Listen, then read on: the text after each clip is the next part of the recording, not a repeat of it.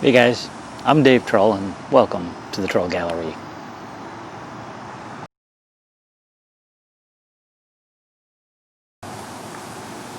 I recently built a patio in our backyard. If you'd like to see the video for that, I'll attach a link below. But when I was cleaning up, I was left with 3 pallets. And while they were a little beat up, I thought I could use the wood for something. So I took them apart. About the same time, I'd been kicking around the idea for a small project, and it would really look best at half-inch lumber, and since I don't have a planer yet, I'd been putting it off. Now with the stock from the pallet, I thought I could put the two together. I figured I better not film the pallet disassembly. It was mostly lots of nails, lots of sweat, a few band-aids, and some words best left off the video. In the end, I was left with a fair stack of mystery wood, some oak, some maple, some poplar, and some that's, well, yet to be determined. And once it was done, I picked a board, cleaned it up, and built a stand for my cell phone. Let's see how that went. This is the pile of stock I had to choose from. It doesn't look like much, but with a little work, we can probably get something out of this mess. Since this stock was pretty nasty and packed with grit, sanding seemed to be the best way to clean it up. I broke out the belt sander with 80 grit belts and went to work. Since I was making small pieces, I wasn't looking to get the entire board straight or true, just cleaned up. Once the stock was clean, it was time to cross-cut the pieces to roughly the right length. And again at this point, I was just looking for clear and relatively flat areas.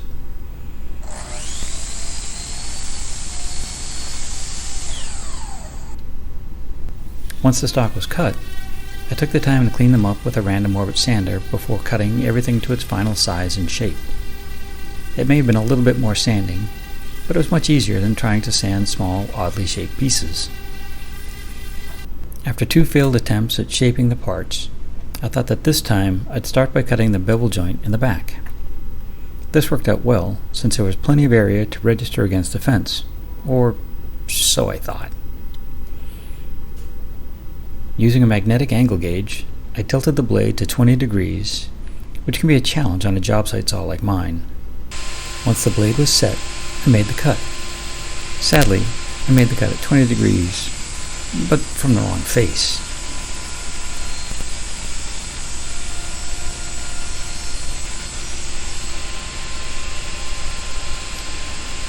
Since I wanted to make an angled cut to the very edge of the stock, I used double stick tape to connect the stock I was cutting to a carrier board for support.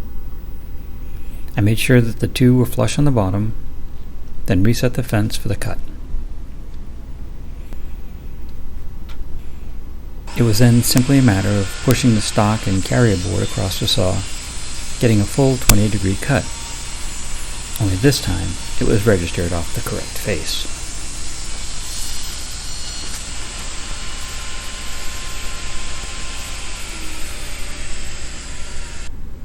It was time to square one end of each blank, and I did this on the miter saw.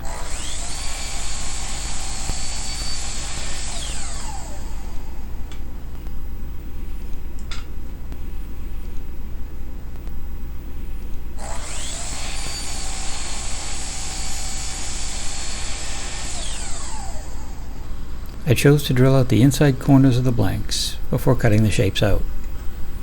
To do this, I set a fence and a stop on my drill press and used a 1/2-inch Forstner bit to get a clean cut. I registered the blanks off the square edge I had just cut to make sure of proper alignment and drilled the near holes. A quick adjustment of the fence, and I was able to drill the far holes.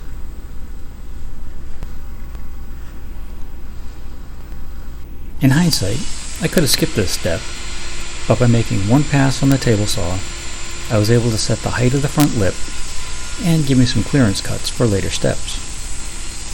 At least I got to use my new crosscut sled. Again, registering off the square edge, I marked the length of the piece from my pattern, dropped in a square line, and traced the pattern onto the blank. And then I repeated the process on the other blank as well.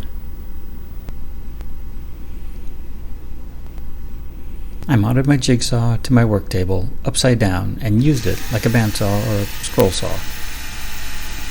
The key is to secure the jigsaw to remove any excess vibration and so it won't fall out. This worked much better than my attempts to make these small cuts while holding the jigsaw.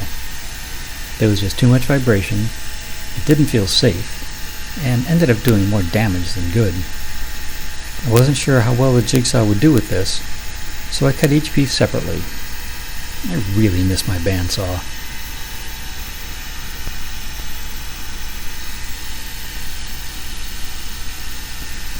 Once the two halves were cut out, I used double stick tape and fastened them together.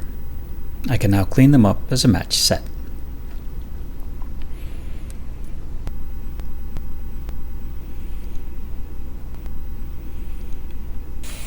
I used a sanding drum in my drill press.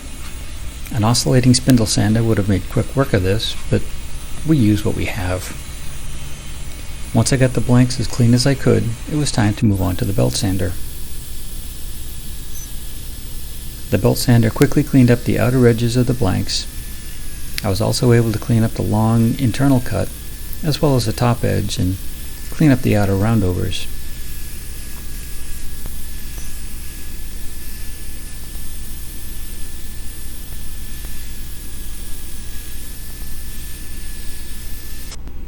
Next, I took the two halves over to the miter saw and squared up the bottom edges.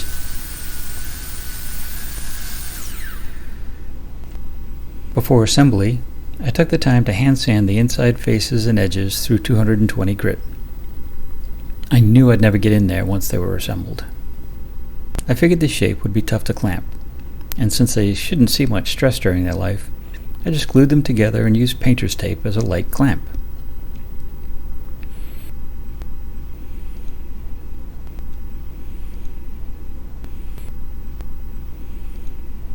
I let the glue dry overnight, removed the tape, and got out my random orbit sander. I went over the outside, cleaning up the joints as well as the faces and edges. I started with 120 grit and worked my way up to 220.